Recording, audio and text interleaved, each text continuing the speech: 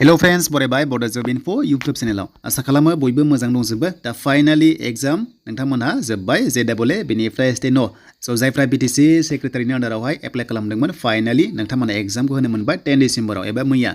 दा बे एग्जामाव बेसेबां नाम्बार मोनोबा भाइभा टेस्टआव होनो मोनगोन आरो भाइभा टेस्ट होनानै फाइनाल रिजाल्टआव बेसेबां सेफ जन थानायनि चान्सआ दङ स' बेखौ जोङो कभार खालामगोन जाय नोंथांमोना एग्जाम होदों बेनिफ्राय मोनसे भटिं मोनगोन स' नोंथांमोना भट खालामबानो जाबाय गाव गाव मोननायखौ बेसेबां नाम्बार मोनदों आं थाबैनो भटिं होसिगोन रिलिज खालामसिगोन नोंथांमोना एग्जामाव एटेन्ड जानायफ्रा नोंथांमोना भटखौ हरबानो जाबाय देन बेनिफ्राय नोंथांमोननि ग्रेड 4 नि भाइभा टेस्टआ माब्ला जागोन स' ग्रेड 4 आ थाबैनो भाइभा टेस्टआ जागोन मानोना ग्रेड 4 आरो ग्रेड 3 बे पस्टआ मोननैबो BTC सेक्रेटारियावहाय लांदां जाना दङ स' अब्ला थाबैनो साख्रि मोनगोन नोंथांमोना देन बेनिफ्राय स' जों थांगोन अफिसियेल साइडआव एन्ड अफिसियेल साइडआव फैनाय लोगो लोगो नोंथांमोना बेयावनो डिटेल्सखौ मोनखायो लोगोफोर जों बेयाव फैनाय लोगो लोगो ग्रेड 4 नि जेब्ला एडमिट होयो बेयावनो नोंथांमोनाहाय लिंकखौ मोनगोन आरो डाउनलड खालामनानै लानो हागोन स' नोंथांमोना बेनिफ्रायनो एडमिटखौहाय JAA बायदि डाउनलड खालामनानै नोंथांमोनाहाय मोननो हागोन मिनिमाम 10 पासमोन आरो लोगोसे जायफ्रा कम्पिउटार सार्टिफिकेट 1 इयार गैयामोन बिथांमोनहा बयबो बेयाव एप्लाइ खालामदों HS पास डिग्री पास एबा पोस्ट ग्रेजुएसन स' बेनिफ्राय डिग्री पासफोर बेनिफ्राय पोस्ट ग्रेजुएटनि एडमिट फैगोन ना फैया जेबो बेयाव दायो मिन्थिथ'वाखै दा गोबां कमेन्ट्स खालामदों खायसे खायसे एडमिट मोननाय नङा नामा नाथाय लोगोफोर बेबायदि नङा मिनिमामसो 10 पास होदों मेक्सिमामनि खोथा होनाखै अब्ला नोंथांमोना एडमिट मोननायनि चान्सआ दङ बेखौ नोंथांमोना जेबो टेनसन दालाथ'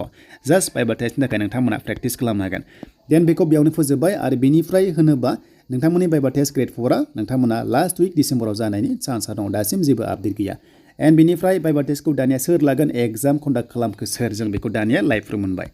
जे नोंथांमोना मिथिगौ JAA पस्टआव एग्जामा जोब्बाय बेनिफ्राय स्टेन'आबो जोब्बाय आरो बेखौहाय एग्जामखौ कन्डाक्ट खालामदों बड'लेण्ड इउनिभार्सिटियाव स' अब्ला नोंथांमोननि आपकामिं भाइभा टेस्ट ग्रेड 4 आनजा आरो लोगोसे ग्रेड 3 नि भाइभा टेस्ट आनजा नोंथांमोनखौहाय BUआनो खालामनायनि चान्सआ दङ माने बड'लेण्ड इउनिभार्सिटिया एग्जाम कन्डाक्ट खालामनो जेला स' भाइभा टेस्टखौ बिथांमोनानो लागोन एन्ड बेनिफ्राय नेक्स्टआव फैबाय दानिया काट अफ बेसेबां नोंथांमोना मोनखो दा काट अफ रायलायनो सिगां जों कुइसनखौ एनालाइज खालामगोन कुइसना 100 मार्क्सनि फैदोंमोन अके स' गोबां सानदोंमोन 200 नि जागोन सानदोंमोन मानोना 3 आवार्स टाइम होदोंमोन स' बेखायनो सानदोंमोन 200 गाहाम फैगोन नाथाय नोंथांमोना 100 मार्क्सनि एग्जाम होबाय आरो बेयाव नेगेटिभ मार्किं गैया स' बेनिफ्राय जि एग्जामाव नेगेटिभ थाया बेयाव काट अफआ गोजौ थाङो बेखौथ' मिथिखागौ मानोना गासैबो 100 कुइसनावहाय 100खौ गासैबो एटेम्प्ट खालामबोयो स' बेखौ नोंथांमोना कुइसनखौ होबोयो अब्ला बेयाव जायोबो आरो जायाबो स' अब्लाबो जों मोनसे एभारेज काट अफ दिन्थिगोन मानोना नोंथांमोना PI एबा पार्सनेल इन्टारभिउ JAA PIआव नोंथांमोना थांनोबा एभारेज काट अफखौ लायो मानोना हाई काट अफखौ लाया लवेस्ट काट अफखौ लागोन लवेस्ट काट अफसिम नोंथांमोनखौहाय जुदि 1:5बो लांनो हागौ स' नोंथांमोना जुदि 20 पस्टआव जुदि 5 लाङोबा स' नोंथांमोनाहाय 100 जनखौहाय PI नि थाखाय लेंहरगोन स' बेबायदि लागोन जुदि 1:10बो लानो हागौ 1:10बो लानो हागौ स' अब्ला नोंथांमोना 10:, नोंथांमोना मिथिगौ 10 इन्टु हमना ला जा 20 पस्ट दङ अब्ला 200 जनखौहाय केन्डिडेटखौहाय JAA पस्टआव PI लानो लेंहरनो हागौ स' बेबायदि सिस्टेमाव लांगोन एन्ड बेनिफ्राय स्टेन'खौ जों लास्टआव डिसकास खालामगोन दा JAA पस्टआ जुदि नोंथांमोना आनजाद होदोंमोन दा सर्सनिफ्राय मोननाय बादिबा बेनिफ्राय नोंथांमोनाबो कारेक्सन खालाम बेसेबां कुइसन फैदों हमना ला GKआव 40 थ' बेनिफ्राय GKआवहाय हमना ला GSआवहाय 40 कुइसन फैदों नोंथांमोना एन्ड बेनिफ्राय मोनदों कमेन्ट्सआव नोंथांमोना लिरबानो जाबाय बेसेबां फैमारदोंमोन स' बेनिफ्राय कमेन्ट्सआव नोंथांमोना लिरबानो जाबाय बेसेबां कुइसन फैमारदोंमोन एन्ड मेथ्सआव हमना ला 15 कुइसन फैबाय अके एन्ड बेनिफ्राय नोंथांमोना हमना ला इंलिसाव 20 एबा 25 जास्ट नोंथांमोना बेखौहाय कारेक्सन खालामबानो जाबाय एन्ड बेनिफ्राय रिजनिंआव हमना ला 15 स' अब्ला बेसेबां फैगौ हमना ला जोंहा 15 हमना ला 30 बेनिफ्राय 40 50 स' नोंथांमोना 50 प्लास बेनिफ्राय 40 बेनिफ्राय 90 एन्ड बड' हमना ला प्लास 10 मार्क्सनि अब्ला कुइसन देन नोंथांमोना बेखौ कमेन्ट्स खालामबानो जाबाय दा जों गासै टटेल 100 मार्क्स लाबाय स' दानिया फैबाय मेल काट अफ JAA पस्टआ बेसेबांबा नोंथांमोना भाइभा टेस्टआव थांथावगौ जास्ट मोनसे एनालाइज नट अफिसियेल बेयो अफिसियेल नङा नोंथांमोना जास्ट एनालाइज खालामनानैसो स' बेखायनो जोङो नायोबा जेरावनोखि नेगेटिभ मार्किं गैया बेनिफ्राय कुइसनाबो बांद्राय इजिबो नङामोन एसे गोरामोन आरो लोगोसे BTCनि नलेज एबा BTC कुइसन फैयाखै होननानै गोबां कमेन्ट्स खालामदों नोंथांमोना फिन खनसेबाव बेखौ जाहाथे कारेक्सन खालामो एन्ड बेनिफ्राय आसामनि मोनसे फैदों होनना बुंदों माजुलि दिपा बबेयाव दं हमना ला जास्ट एग्जाम्पल बेबायदि टाइपनि फैदों अब्ला बे आसामाव दङ स' बेबायदि मोनसे कुइसन फैदों होनदों गोबां कमेन्ट्स खालामदों नोंथांमोना कमेन्ट्सआव लिरबानो जाबाय दानिया फैबाय सेफ जननि काट अफ JAAआव